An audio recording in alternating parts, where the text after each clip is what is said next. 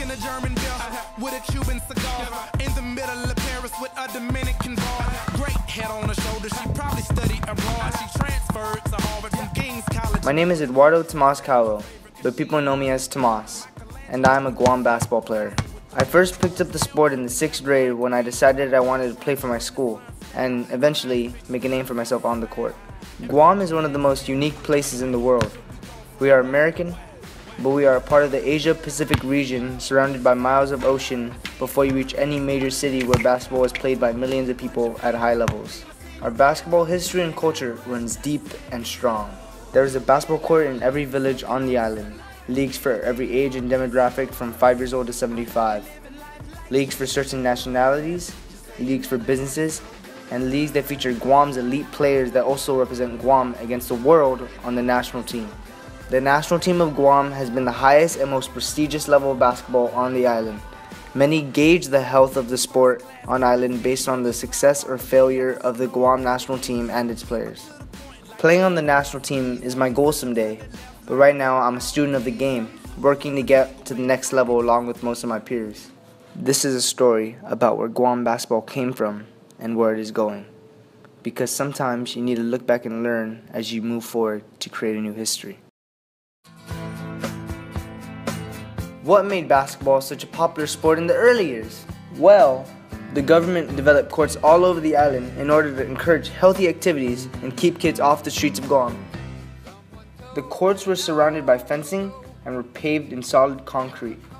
The players that spent all day balling at these courts were simply known as cagers. I was eating, sleeping, daily, nightly basketball. I had basketball in my hand. There weren't that many leagues, not like nowadays. There are no programs for young kids to go and have camps. So TV was no access to NBA games. I used to play with my ponytail, my hat, so my hair would be spinning. And somehow the name came up, like, hey man, look at the guy, he flies like a helicopter. How can he stay up that long? But it wasn't a matter of me staying up longer than the other guys. It's just a matter of timing. The local scene back then was, we had this old district league, and we played all over, both teams all over the island. Paseo was like our Calvo stadium at the time, you know, everything. There's so much history down there. For us, we had a coach, like your dad, was fundamentally sound. We played as a team, as a unit. We didn't play as, there's no starting 5, there's starting 12. Everybody had a role.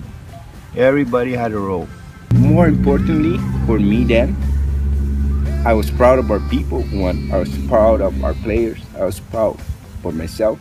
Those young kids, man, that really like, wow, man, maybe this is the sport I want to get into. You see the excitement in their eyes. In fact, a lot of basketball players were born that night.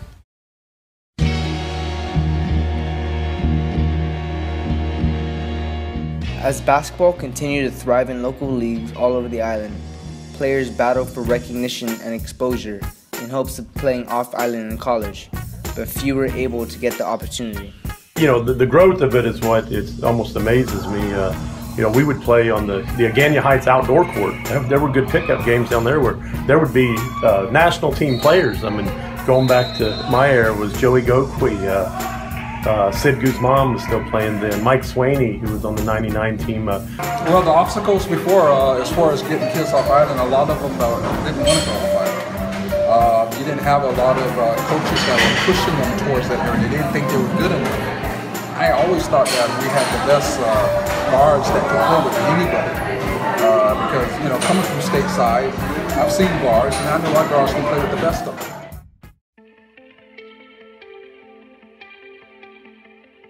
The early 2000s saw more players from Guam in college basketball programs than ever. They started to return to the island.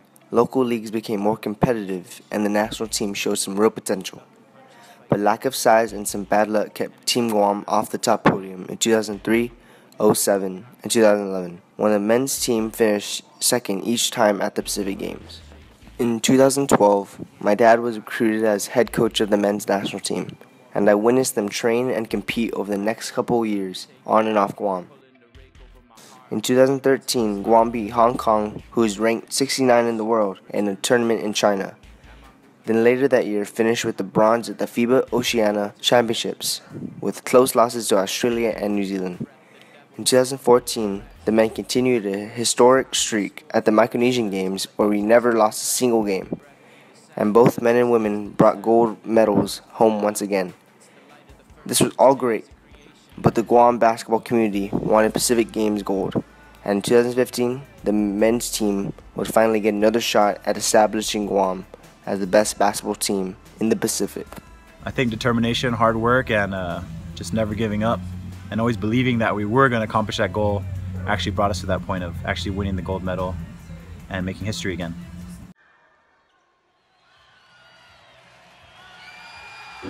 Coming into the 2015 Pacific Games in Papua New Guinea, the men's national team assembled arguably the best roster in its history and geared up to make history for the island. 7 out of 12 players had college basketball experience, and one player, Ty Wesley, was playing professionally in Australia.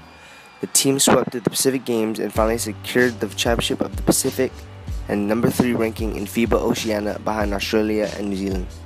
On top of that, the team was voted as the most outstanding team of the Pacific Games, and later was awarded the Guam Athletes of the Year by the Guam Sports Network. More women are making names for themselves in the sport of basketball than ever before. Rising stars like Destiny Castro, Callie Beneventi, and Mia Singlis already have national team exposure even in high school, and have great opportunities to play in college and return to lift the women's national team to new heights for years to come. Basketball in Guam is as healthy as it has ever been. Even with the rising popularity of soccer and rugby, more players from Guam are competing in college basketball and even professionally, with Willie Sinnett and Joe Blas signing pro contracts to play overseas in New Zealand in 2016. The state of basketball in Guam is really advancing actually, because we have so many different leagues going on in every village. We've got all these gyms with youth programs, all the way from youth all the way up to the older guys, 50 plus, playing leagues. So the opportunity's there and the following's there. It's really beautiful what the new national team that won the gold medal in the recent Pacific Games, you know, to think that what we did then, for me personally, I thought, wow, I'll be blessed to see a team win a gold medal again. I am so proud, man, of the Guam team winning the gold medal. Now, Sebi, your dad knows. You know how hard you were there practicing with these guys, working out. You saw what it took, the sacrifices, the time away from the family. You felt it as a son of a coach. And now you're a prospective player. You love this sport. Your future's really bright in this sport. You chose the right sport. Sometimes a game is just a game, but then again, sometimes it evolves with the community and becomes so much more. It brings focus and hard work and dedication.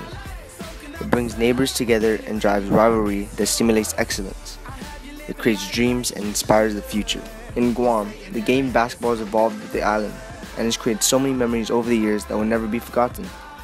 As the island and region continue to grow and modernize, it is clear that the sport of basketball also reached new heights. More players from the China and Pacific will play in college and the professional ranks. More will return to Guam to coach and lead a new generation forward. As new doors of opportunity open for Guam basketball players, the sky is really the limit. The only question is, who's got next? I'll get you a visa, we can go to Italy and maybe see the Coliseum. I'll be Da Vinci if you be my Mona Lisa and I smile.